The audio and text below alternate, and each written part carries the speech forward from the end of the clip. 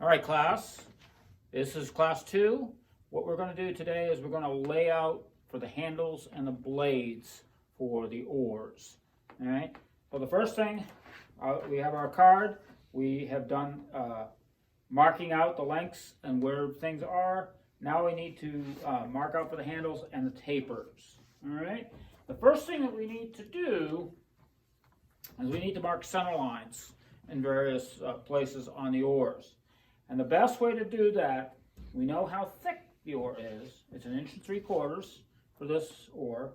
All right, we'll set our tri-square for half of that. 1 3/4 inches is 1 inch is 1/2 inch, and 1/2 of 3/4 is 3/8, so that's 7/8 of an inch. All right, then what we're going to do is we're going to take it over. Now this may not be exactly down the middle. All right, you may look at it and say, oh, that looks a little off. That's okay. Because what we're going to do is we're going to flip it over, and we're going to do it the other way. And between the two lines is exactly the center. Okay? I'm going to flip it 90 degrees. Now, the glue line we know is not down the middle. Okay? It's pretty close. All right, one side. The other. Alright. Now what we can do is we can take our pattern for the handle. We can lay that on. Alright. And actually, because that I'm gonna have the end of the handle match the end mark. I'm gonna have the sides line up with the pattern. And then I'm gonna have the center of the handle line up with the marks I just made. And then we'll just trace the pattern. One side, then the other.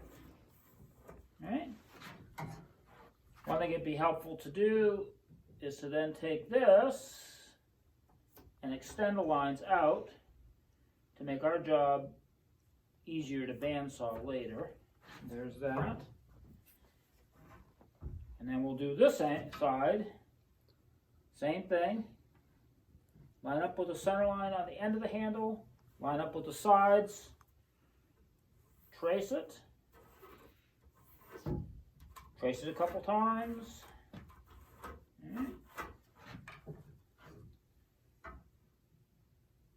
and extend the lines.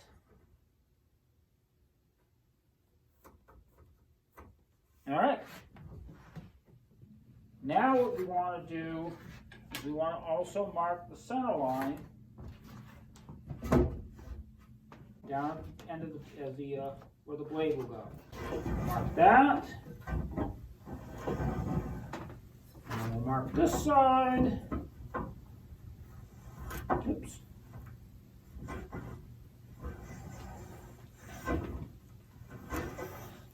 Now, down here we can't do the same thing. All right, but what we can do, take our tape measure out, all right, we're going to center one of the 1 inch marks. In this example, is the 5 inch mark, and we're lining up the edge of the loom on 7/8 on either side. 7/8 up near 6 inches and 7/8 near 4 inches. When we get those right in the middle on the edges, then we know the 5 inch mark is right down the center. All right. Now what I can do is take a straight edge. I have a plywood straight edge. I can lay that on it. Mark between the two center lines. And draw a center line all the way. All right.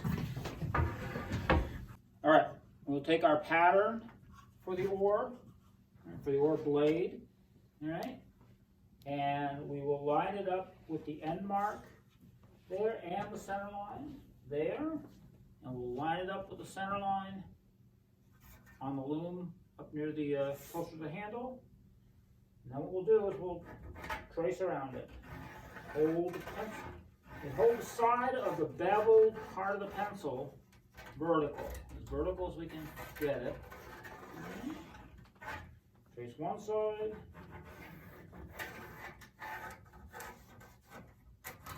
and trace the other side.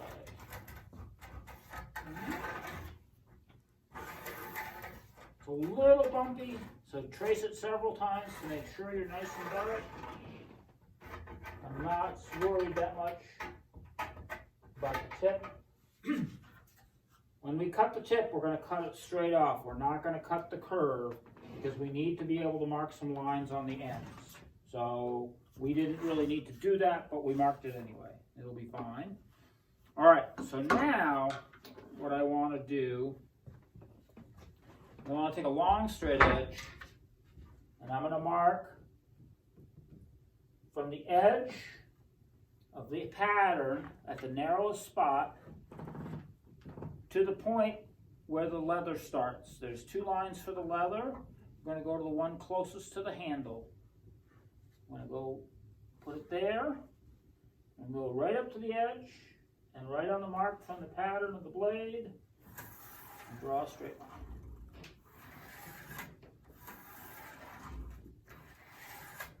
Alrighty, we'll do the same thing for the other side.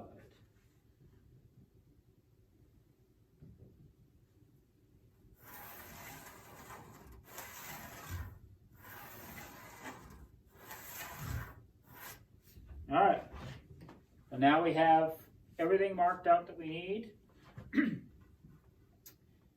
Eventually what we're going to want to do is mark a taper this way as well, but we'll do that after we saw out the shape of the blade.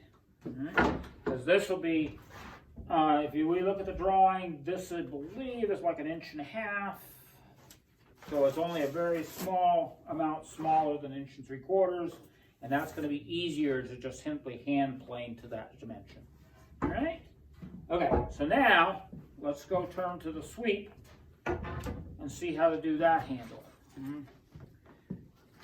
On the sweep, instead of the handle being tapered, it's a straight piece because you're going to use 2 hands on it, all right, instead of 1. Because each person has just 1 sweep. They don't have 2 oars. All right? So the same, we're going to do basically the same thing here. This time, the distance is 2 1/4. So half of that is 1 1/8 inches. All right? One way that can be easy to do that, if you simply count the number of quarters, and 2 1/4, that's 8, that's 9 quarters, alrighty?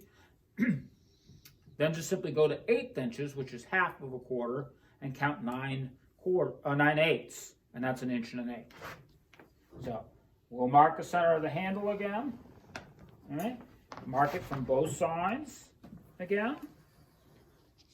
Get a double line, but we know right down the middle of that double line is exactly halfway, alright? We'll do the side the same way. Whoops.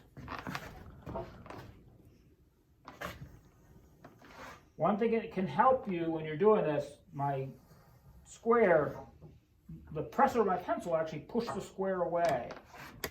So one thing that I do is I'll stick my pinky over the side to help hold it so I can hold the square tight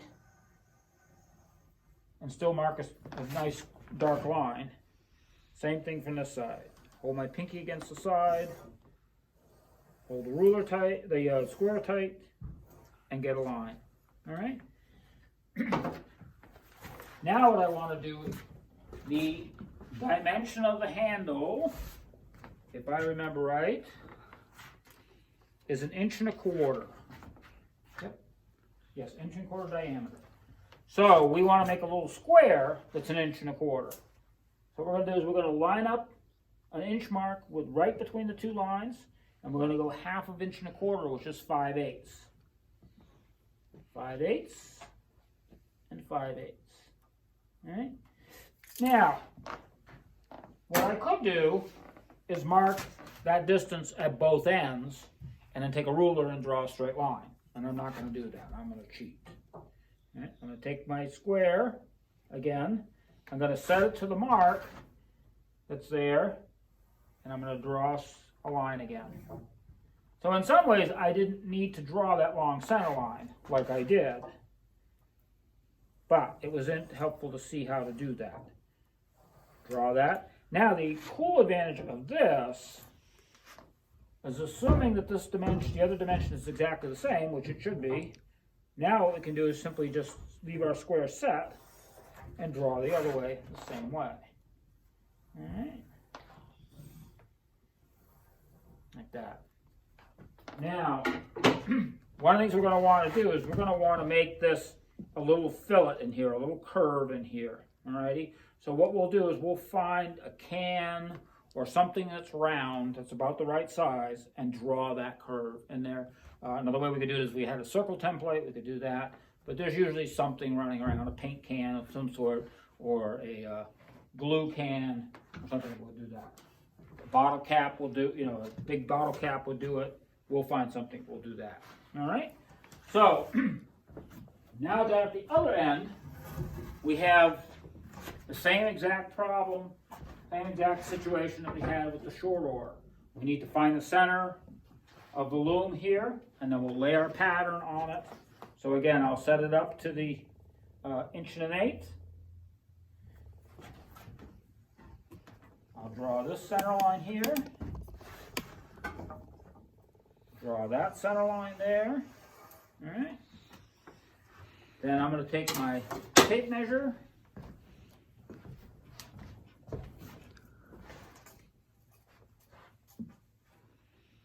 Now this again, I have a 1-inch mark, in this case a 7-inch mark.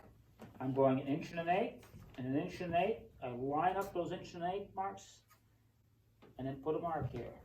All right? And again, I'm going to take a straight edge, I'm going to line it up on there, and this time, and draw the line all the way through. All right. Now I need to go get that pattern. All right, so we have the pattern for the oar blade for the sweep. The only thing about this is that I rough cut this pattern with a bandsaw, and I just need to spend a minute trimming it a little bit. At some point I will do a more thorough thing about patterns, but this gives you a chance about seeing about trimming patterns. A couple different ways to do it. I usually like to do most of the work with a block plane, the fine block plane. It's a low angle block plane. All right. So start in. I don't set it too deep a cut on it, and just start trimming. And what I want is a nice smooth curve, and I want to trim till I see about half my line.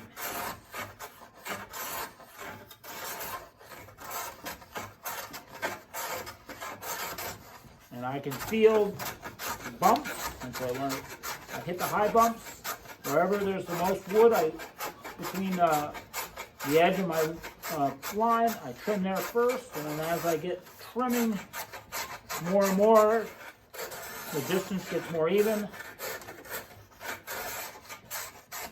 All right. Now, as I get into this reverse curve, my plane won't go there. All right, so I do as much as I can. So then I can switch to a spoke shave. All right, it doesn't have a very wide base, so it can do inside the curves. It can't do real steep curves, but it can do these curves here. Will do just fine. So again, trim where there's the most. Generally speaking, most people will hold a spoke shave with 2 hands for heavier work, but in this case, it's really thin. I need to hold the pattern, so I'm just gripping it with my one hand. And I also am trying to angle it a little bit so it does more of a slicing cut than a just straight butting cut. Plywood is a little hard to cut because the grain runs in 2 directions. All right? You just have to think a little bit.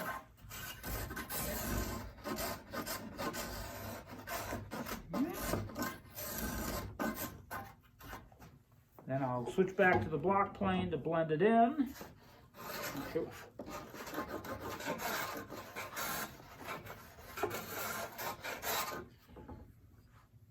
And then I'll carefully run my hand along it to see if I feel any bumps. Right. Another tool that can be really handy for this sort of thing is to take a sanding belt which the sanding belt has a pretty thick back on it. And this is about a 50 grit pad, all right? And I can hold that on there. And that will go over both curves quite easily.